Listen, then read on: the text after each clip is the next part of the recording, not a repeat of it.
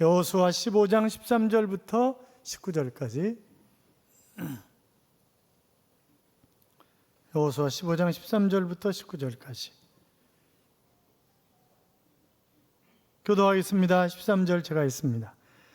여호와께서 여호수아에게 명령하신 대로 여호수아가 기럇 아르바 곧 헤브론을 유다 자손 중에서 분깃으로 여분네 아들 갈렙에게 주었으니 아르바는 아낙의 아버지였더라.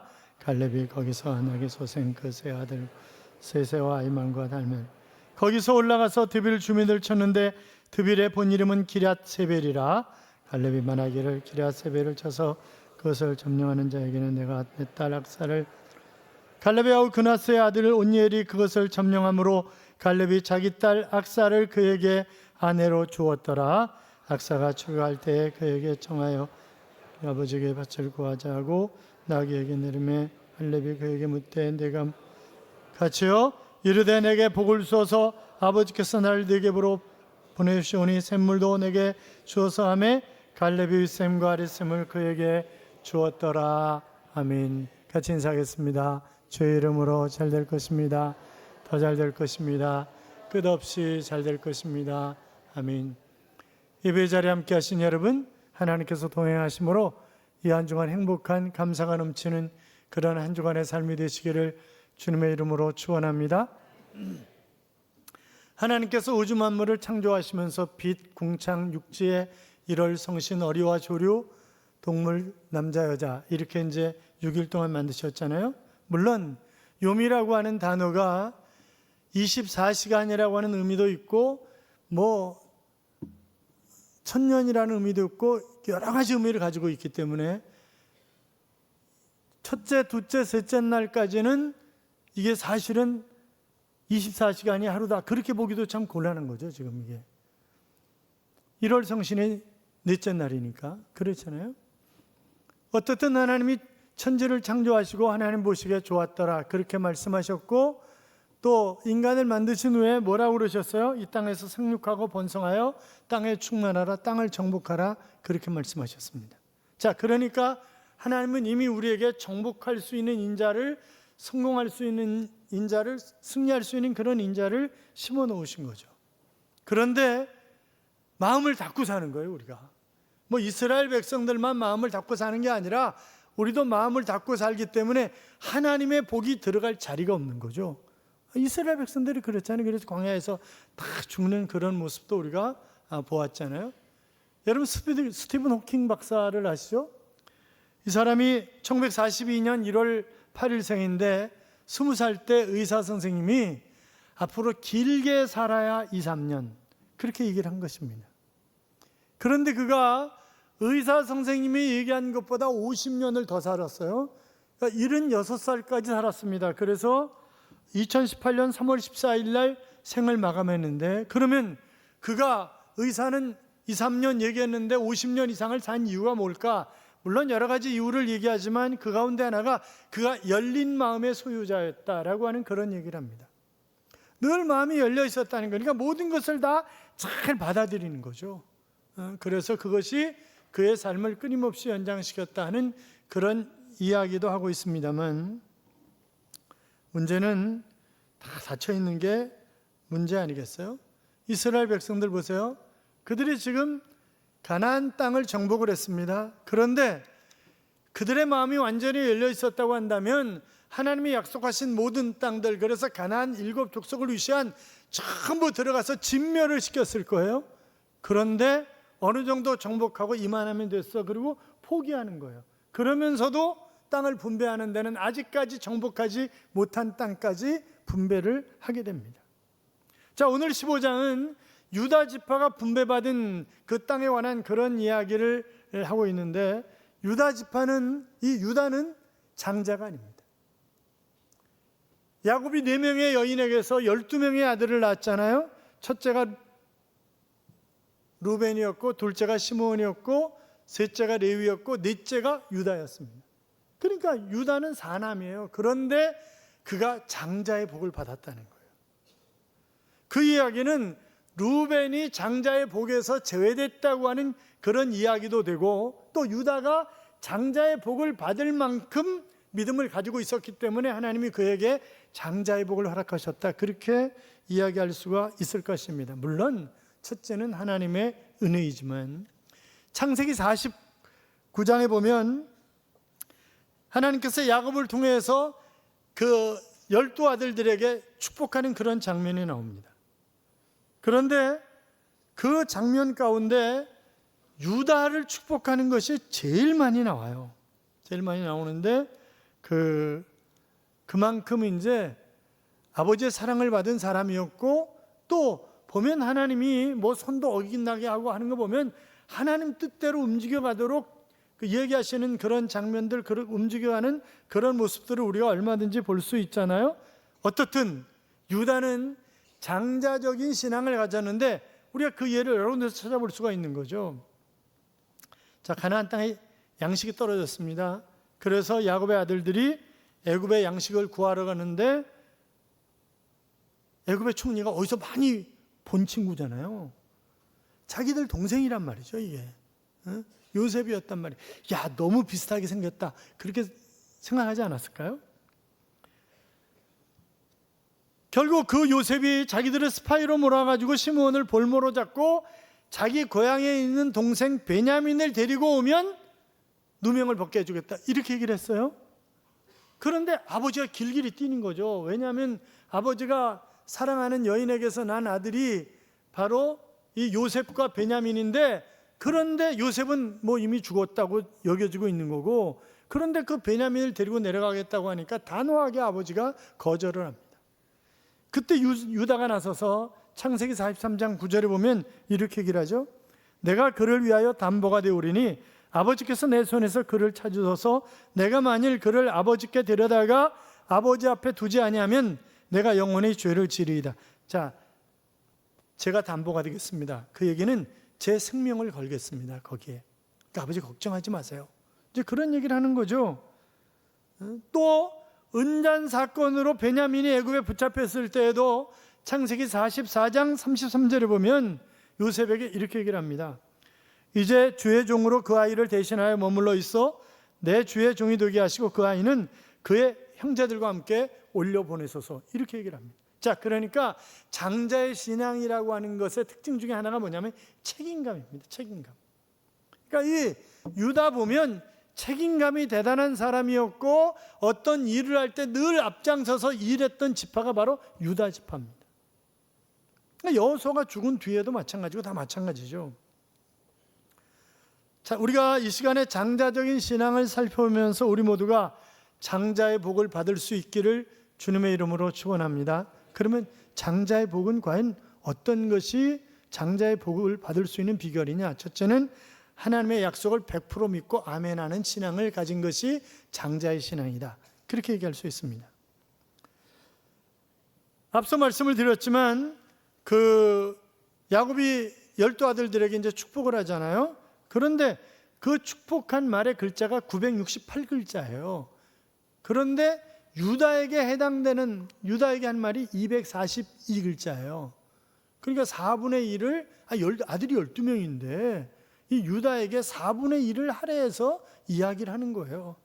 그것도 시므온에 비하면, 시므온은 칭찬이 없죠. 시므온에 비하면 뭐 여러 가지 비교할 수 없는 그런 복을 축복하고 있는 것을 우리가 볼 수 있는데, 민수기 6장 23절 이하에도 보면 아론과 그 아들들에게, 제사장들에게, 백성들에게 이렇게 축복을 하라, 그러면 내가 복을 주겠다 하는 그런 약속을 하고 있는 것을 볼 수 있잖아요. 그러니까 우리는 뭐 하는 사람이에요? 축복하는 사람이에요. 복은 누가 주는 거예요? 하나님이 주시는 거예요. 그게 야곱이 축복을 하는 거예요. 그러면서 어떤 축복을 하냐면 유다야 너는 내 형제의 찬송이 될지라 그랬습니다. 자, 그러니까 형제에게 존경의 대상이 되는 그런 복을, 또 내 손이 내 원수의 목을 잡을 것이요 그랬으니까 승리하는 삶을 살게 되는 그런 복을, 그리고 내 아비 아들들이 내 앞에 절하리로다 호리 유다를 떠나지 아니하며 치리자의 지팡이가 그 발 사이에서 떠나지 아니하시기를 실로가 오시기까지 미치리니 그에게 모든 백성이 복종하리로다 그랬으니까 권력의 복을, 또 유다는 사자 새끼로다 내 아들아 너는 움킨 것을 찢고 올라갔도다 그의 엎드리고 웅크림이 수사자 같고 암사자 같으니 누가 그를 범할 수 있으랴. 이렇게 기록하고 있는 것을 보면 강함과 평안의 복이 그에게, 그리고 창세기 49장 11절에 보면 그의 나귀를 포도나무에 매며 그의 암나귀 새끼를 아름다운 포도나무에 맬 것이며 또 그 옷을 포도주에 빨며 그의 복장을 포도즙에 빨리로다 그랬습니다. 그러니까 이 이야기는 풍요의 복을, 그러니까 이런 복들을 지금 하나님이 주시라고 축복을 하는 거예요. 야곱이 그 아들 유다에게. 그러니까 그 하나님이 아버지를 통해서 나를 축복하신다고 굳게 믿고 그 약속을 붙잡고 살아가는 것이 유다와 그 지파, 그 후손들이었다고요. 그러니까 가나안에 들어가자마자 그 약속이 이루어지는 것을 우리가 지금 보고 있는 것입니다. 자, 앞전에 나귀를 포도나무에 매며 옷을 포도주에 빨 것이며 이제 그런 약속을 했어요. 그러니까 약속대로 포도송이가 상상할 수 없을 만큼 큰 땅을, 포도송이가 한 송이가 20kg 정도가 넘는 거예요. 놀라시지도 않네. 여러분, 포도송이 한 송이가 얼마나 되는 거예요? 500g 정도 돼요. 500g. 그런데 20kg라니까 포도송이 한 송이가, 그러니까 얼마나 대단한 거예요. 얼마나 비옥한 땅이에요. 그렇잖아요. 그러니까 그런 모든 것을 다 믿고, 그래서 하나님이 그대로 그에게, 사랑하는 여러분, 장자의 복은 바로 하나님의 약속을 아멘하고 받아들이고 그 약속이 이루어질 줄로 믿고 약속과 더불어 함께 살아가는 사람이 장자의 복을 받는다. 그렇게 얘기할 수 있어요. 리차드 범브란트라는 목사님이 있습니다. 루마니아에서 복음을 전하다가 결국 붙잡혀서 감옥 생활을 하는데 수년간은 캄캄한 독방에서 정말 힘들게, 그런데 절대 굴하지 않는 거예요. 아무리 회유하고 아무리 압박을 가하고 아무리 몸에 채찍질을 한다 할지라도 그는 굴하지 않는 것입니다. 그러면서 그 이유를 나중에 이렇게 설명을 했습니다. 물론 나중에 서방의 압력에 의해서 결국 이 범브란트 목사님을 풀어줘서 미국에 건너가서 선교 활동을 하셨습니다만, 자기가 그것을 견뎌낼 수 있었던 이유는 감방을 해서 다른 거 할 일이 없으니까 열심히 성경을 읽는데 하나님이 도우시고 하나님이 함께 하신다라고 하는 말씀이 계속 나오더라는 거예요. 그래서 쉬어보니까 365개더라는 거예요. 아, 매일같이 하나님이 함께 하시고 나를 도우시는 것이구나. 그렇다면 내가 굳이 그 하나님이 나와 함께 하시는데 굴복할 하등의 이유가 없는 것 아닌가? 그래서 자기는 이겨내게 되었다 하는 그런 얘기를 했습니다. 여러분, 아브라함 보세요. 아브라함은 롯에게 가장 비옥한 유단들을 다 내줬습니다. 그리고 본인은 헤본으로 가는 거죠. 근데 하나님이 아브라함을 산으로 불러 올리시잖아요. 그러면서 동서남북을 다 쳐다봐라. 너와 네 후손에게 주리라. 그렇게 약속을 하십니다. 지금 좋은 땅을 조카가 싸가지 없이 그냥 홀랑 달라 그래, 그 땅 달라 그래가지고 그냥 가지고 간 거 아니에요. 그러니까 얼마나 열받겠어요. 그런데 그냥 참는 거지. 그냥 참고, 그러니까 하나님이 그냥 올려가지고 동서남북 다 쳐다봐, 다 내. 그럼 뭐예요? 롯에게 준 것도 다 아브라함 거잖아요. 동서남북 다 내 거라고 하니까. 그러니까 아브라함은 로마서 4장도 그렇고 하나님의 약속을 믿었다는 거예요. 그러니까 이삭을 주신다는 얘기도 그렇고 다 그 약속을 믿었기 때문에, 자, 그러니까 장자의 신앙은 다시 말씀드리지만 하나님의 약속을 100% 아멘으로 믿는 신앙이 장자 신앙이다. 그런 신앙을 가지셔서 장자의 복을 받으시기를 주님의 이름으로 축원합니다. 뿐만이 아니라, 자, 아멘하고 이제 약속을 믿고 있어요. 그러면 그 약속을 이루어지도록 사과나무 밑에서 사과 떨어지도록 기다리는 게 아니라 나가서 싸우고 행동하는 그런 신앙이 장자적인 신앙이다. 그렇게 얘기할 수 있습니다. 여러분, 미국의 국무장관을 지낸 콜린 파월을 우리가 잘 알고 있습니다. 그러니까 국무장관을 지낼 때 그에 대한 특집 기사가 난 적이 있었어요. 사실 자마이카에서 이민 온 그 이민자의 아들입니다. 그는 뉴욕의 할람가에서 자란 그런 사람이었습니다. 백인도 아닌 흑인이죠. 그런데 그가 공부를 썩 잘했냐? 그건 잘 모르겠는데 어떻든 미국의 뉴욕 주립대학도 못 들어가고 뉴욕 시민대학을, 시립대학을 들어간 사람이에요. 그리고 대개 정치하는 사람들은 정치학과라든지 법학과라든지 이런 데 출신이잖아요. 이 사람은 지질학과야. 지질학과. 여러분 생각해 보세요. 지질학과 출신 손으로, 지질학과 출신. 그러니까 정말 그 분야에 관심 있고 자기에게 달란트를 하셨다고 믿기 때문에 지질학과를 처음부터 들어가는 사람이 있어요. 그러나 상당히 많은 사람들은 점수가 별로 안 좋으니까 지질학과 선택해가지고 나중에 편입하려고 그러는 사람들이 많잖아요. 아닌가? 아니 그렇더라고. 그게 지질학과도 그렇고 신학과도 그래. 신학과도 보면 공부 제일 못하는 사람, 그러니까 공부 잘하는 사람들이 있는가 하면 제일 못하는 사람들이 있어요. 왜? 점수가 제일 낮거든. 신학과가 점수가 제일 낮다. 지질학과도 마찬가지죠. 여러분 미국에서 장군이 되려면 웨스트포인트를 나와야 되는 것입니다. 육군상관학교를 졸업해야 되는 거예요. 그런데 그런 상관학교 졸업생이 아니라니까요. ROTC 장교야. ROTC 장교 출신이에요. 그런데 그가 전 세계를 주무르는 그런 미국의 국무장관이 됐다고. 아니 그뿐만이 아니잖아요. 대통령 후보로 추천했을 때 그는 거절했습니다. 부통령 후보로 추천했을 때 거절했습니다. 뭐요? 나는 제1인자의 자격이 없다는 거예요. 자질이 없다는 거예요. 대단한 사람이죠. 그런데 그러면 이 사람이 왜 성공했냐? 이 사람은 한 번 물면 안 놓는 사람이야. 아주 끝까지 어떤 일이 시작했으면 그것을 마치고야만은 그런 사람이에요. 그러니까 우리가 장자의 신앙이라고 하는 것은 하나님의 약속을 내가 받았으면 그 약속을 성취하기 위해서 끝까지 투쟁하고 싸워서 끝내는 성취하고야 마는 게 장자의 신앙이다. 그렇게 얘기할 수 있다고 하는 것입니다. 그러니까 유다 지파가 제비 뽑은 땅은 넓고 비옥하지만 거기는 누가 살아요? 아낙 자손이 살아요. 40살 때 정탐하러 갔을 때 12명이 같이 정탐하러 갔잖아요. 그런데 10명이 뭐라고 비교해요? 아주 거민을 삼키는 땅이고 거기는 아낙 사람들이 살고 있기 때문에 아낙 사람들이 얼마나 큰지 보통 사람이 가서 하면 그 사람은 어깨도 안 가는 거예요. 그렇게 등치 큰 거인이에요, 이 아낙 자손은. 그러니까 그들하고 비교해 보니까 우리는 메뚜기 같다고 그랬었잖아요. 그러니까 뭐 왜 우리가 그들과 뭐 이러면서 다 포기하고 그러는 거 아니에요? 그러니까 40여 년이 지났지만 그들은 여전히 있는 거예요, 거기. 전쟁에 나온 모든 사람들이 겁을 먹지 않았겠어요? 그런데 유다 지파의 갈렙은 믿음의 사람이었고 이 땅을 하나님이 주시겠다고 약속하셨기 때문에 하나님이 반드시 우리와 함께 하셔서 그 땅을 허락하신다고 굳게 믿고 싸울 테니까, 내 나이 85세지만 나가서 싸울 테니까 그것을 허락해 달라는 거죠, 지금 여호수아에게. 그래서 여호수아 14장 12절과 15장 14절에 보면 이렇게 기록되어 있습니다. 그날에 여호와께서 말씀하신 이 산지를 지금 내게 주셔서 당신도 그날에 들으셨거니와 그곳에는 아낙 사람이 있고 그 성읍들은 크고 견고할지라도 여호와께서 나와 함께 하시면 내가 여호와께서 말씀하신 대로 그들을 쫓아내리이다. 갈렙이 거기서 아낙의 소생 그 세 아들 곧 세세와 아이멘과 달메를 쫓아내었고 그랬습니다. 여러분, 그러니까 아낙 자손은 가나안 땅에 오래된 사람들이에요. 이스라엘이 쳐들어온다고 하니까 얼마나 전쟁 준비를 철저히 하겠어요? 그렇잖아요. 그런데 그 강하고 크고 준비된 나라가 유다 지파와 갈렙의 믿음 앞에 속수무책으로 패하고 마는 것입니다.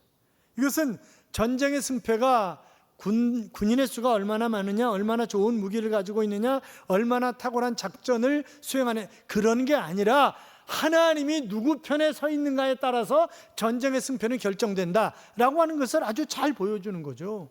그렇잖아요? 우리가 그 믿음의 조상 아브라함을 보면 그가 약속의 땅에 나그네처럼 살고 있었음에도 불구하고 그는 늘 이삭을 주신다 할 때도 마찬가지고 동서남북 다 바라볼 때도 마찬가지고 그 하나님의 약속을 믿는 거잖아요. 엘리야도 마찬가지예요. 3년 반 동안 비가 안 왔어요. 그런데 하나님께서 내가 비를 내리리라, 지면에 비를 내리리라 그러시니까 엘리야가 그 말씀을 믿었고 갈멜산에서 무릎을 꿇고 하나님 앞에 간절히 기도하면서 뭐라 그래요? 사환한테 야야 저 끝에 가서 봐봐. 에? 그렇게 얘기를 하잖아요. 안 보이는데요? 계속해서 7번씩 하는 겁니다. 그러니까 마지막에 와가지고 손바닥만한 구름이 됐어 이제 하나님 비를 주시는 거예요. 왜냐하면 하나님이 이 엘리야에게 큰 비를 내가 지면에, 그게 큰 비가 소낙비거든요. 그러니까 소낙비를 주시겠다는 그 약속을 믿고 그런 기도하는 거예요. 언제까지? 비가 올 때까지. 그 손바닥만한 구름이 보일 때까지. 그리고 아방의 마차 앞에서 이스라엘까지 막 달려가는 거잖아요. 얼마나 신났을까요? 비가 막 옥수같이 쏟아지고 이러는 데서 그 달리는 그때 기분이 어땠을까요? 그렇잖아요? 육신의 눈과 귀에는 보이는 것이 없고 들리는 것이 없었지만 하나님께서 말씀하신 것은 반드시 이루신다고 믿고 그것을 쟁취하기 위해서 애쓰는 신앙, 그것이 뭐라고요? 장자의 신앙이다. 그렇게 얘기할 수 있다고. 그러니까 갈렙이 역시 환경을 초월한 믿음을 가진 거잖아요. 그러니까 45년이라고 하는 시간이 지났음에도 불구하고 약속을 굳게 믿고 그 약속한 땅을 차지하기 위해서 전쟁에 나가겠다고 하는 것 아니겠어요? 그리고 나가는 거죠. 여러분, 기드온과 미디안 군대 보세요. 전쟁에 나갈 사람 오라 그러니까 32,000이 모여. 32,000이면 그냥 기드온도 대단한 사람이야. 여러분 여러분 나갑시다. 어디로 데모하러 갈까 그러면 몇 명 모이겠어요? 여러분 몇 명 따라올 것 같아요? 여러분한테 32,000명 따라왔으면 대단한 거잖아요. 그렇잖아요. 그건 대단한 거지 진짜. 그런데 또 하나님 너무 많다네. 돌려보내라네. 그러니까 두려운 놈은 가라 이랬더니 22,000명이 또 싹 가버리잖아요. 그러니까 10,000명 남았어요. 그것도 많아.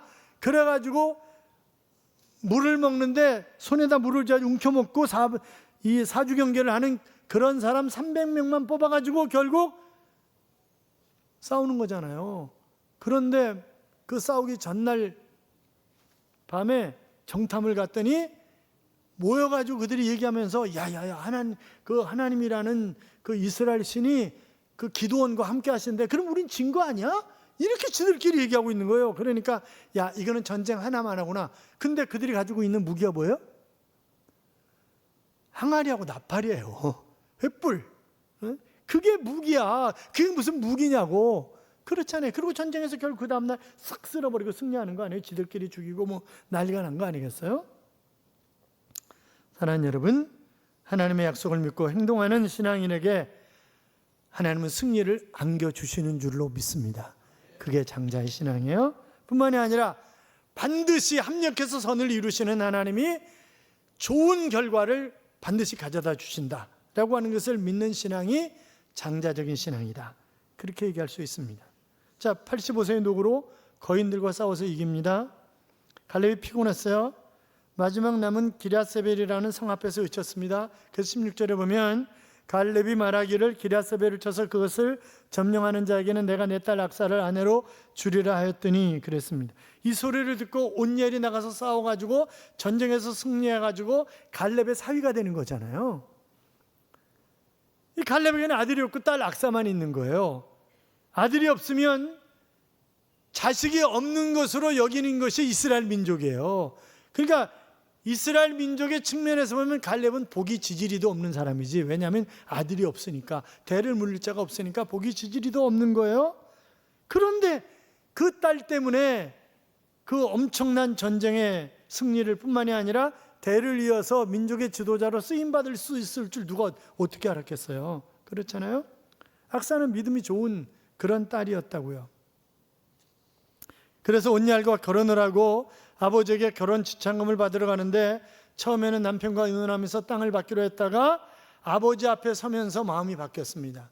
19절에 보면 이르되 내게 복을 주소서 아버지께서 나를 네겝 땅으로 보내시오니 지금 샘물을 내게 주소서 하며 갈렙이 윗샘과 아랫샘물을 줬다 하는 그런 얘기인데, 지금 이야기는 원문이 어떤 얘기냐면 아버지, 하나님께서 아버지에게 복을 주신 것처럼 저도 그 복을 주세요. 땅을 주세요가 아니라 그 복을 주세요. 그리고 장자의 복을 달라는 거예요.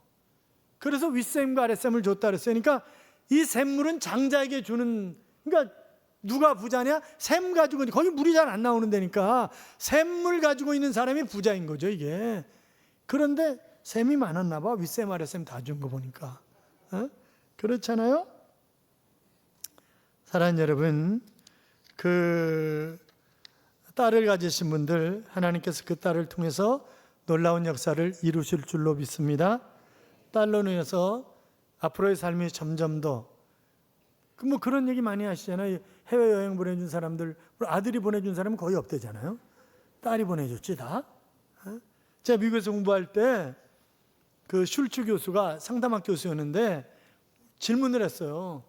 여기는 나이 들어가지고 어디로 가는 거냐고 그랬더니 돈이 있으면 양로원으로 가고 돈이 없고 딸이 있으면 딸네 집으로 가는 거고 돈도 없고 딸도 없고 아들만 있으면 자살하는 거라고. 그렇게 그게 미국 사회라고 그렇게 얘기를 하더라고요. 그게 미국 사회라고. 뭐 기분 나쁘다고 생각하지 마세요. 아들 가지신 분들. 저 들은 얘기 한 거예요. 들은 얘기. 아들만 있으신 분들 삐지지 마요. 그 아들 때문에 신앙의 명문 가문을 이루어갈 줄로 믿습니다. 아프가니스탄 알잖아요. 지난번에 그 뭐 난리가 났었잖아요. 그런데 그 나라는 그 양모 산업 이런 것 때문에 간신히 먹고 사는 나라였어요. 근데 전쟁 때문에 완전히 난리가 났지만 그런데 어느 해인가 이 양이 지들 병들어서 다 죽는 거예요. 그러면 간신히 그걸로 버티는 민족인데 양들이 다 죽으니까 이제 큰일 난 거죠. 보통 문제가 아닌 거죠. 그런데 그 당시에 그때 선교사로 이 아프가니스탄에 파송된 선교사님 가운데 크리스티 윌슨이라고 하는 분이 계셨어요. 이분이 하나님 앞에 간절히 기도해요. 하나님, 이 민족이 지금 양이 다 죽어서 사람도 다 죽게 생겼습니다. 이거 어떻게 하면 좋습니까? 간절히 기도하는데 하나님이 그런 마음을 주시더래요. 오리를 길러라, 오리를. 그래가지고 이제 미국에다가 이제 오리알을 보내달라는 거죠. 오리알을. 그래서 오리알이 잔뜩 오다가 이게 잘못 가가지고 카르 타고 갔다가 오는 바람에 다 썩은 거예요. 오리알이. 그러니까 냄새가 너무 나는 거지. 그래가지고 그 썩은 오리알들을 붙잡고 하나님 몇 마리라도 좋으니까 여기서 부화할 수 있도록 해달라고. 말도 안 되는 기도를 하는 거예요. 근데 하나님은 또 말도 안 되는 기도를 들으시는 하나님이시잖아요. 그래가지고 알 2개에서 부화가 됐어요. 이게 오리가 못 믿는 눈치인데 싫어요, 싫어. 어? 그런데 한 마리는 암놈이고 한 마리는 순놈이야. 이게 그래가지고 얘네 둘이 사랑하면서 그냥 알 낳고 부화하고 알 낳고 그래가지고 막 기하급수적으로 오리가 늘어난 거예요. 그런데 이 오리들이 물에 들어가서 놀면서 해충들을 거기 뱀들 해충들을 다 잡아먹어가지고 그 해충들 때문에 양이 다 죽었던 거예요. 그러니까 양이 죽는 것이 없어지고 결국 이 오리들 때문에 아프가니스탄이 그나마 먹고 살 수 있는 나라가 된 거예요. 그러니까 하나님이 참 얼마나 대단하신 분이에요. 그렇잖아요. 정말 대단하신 분이야. 그러니까 하나님이 약속하시면 그냥 말씀하시면 아멘 하고 그냥 하는 거예요. 우리는 그렇잖아요. 그러니까 이게 뭐 이성적으로 맞니 내 지식적으로 맞니 틀리니 그러면 아무것도 못해. 우리가 아무것도 못합니다. 그냥 하나님 말씀하시면 아멘. 그리고 그거 이루려고 막 앞으로 달려나가고 그러는 거예요. 그렇잖아요.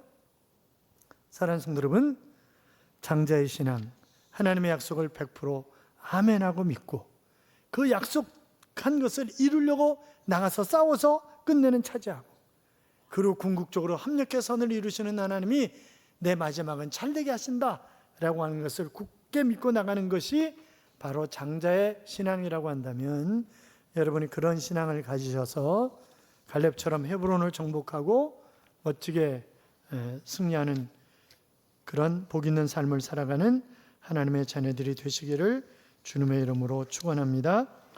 제가 한 가지를 빼먹었는데 기랴세벨이라고 이제 정복한 곳에 헤브론과 기랴세벨이 있어요. 기랴세벨은 책의 도시라고 하는 그런 뜻을 가지고 있는 지역입니다. 그러니까 성경해석학자들이 이 이야기는 땅을 정복했다는 이야기뿐만이 아니라 문화적인 정복까지 이룬 것이다라고 그렇게 해석한다라고 하는 것을 추가로 여러분에게 말씀을 드립니다. 항해자라고 하는 찬양이 있어요. 나 비로소 이제 깊고 넓은 바다 간다. 두려움에 떨고 있는 내 손을 주는 결코 놓지 않으셨다. 나 비로소 이제 폭풍우를 뚫고 간다. 비바람에 흔들리는 나약한 나를 잡아주시는 그분은 나의 주님.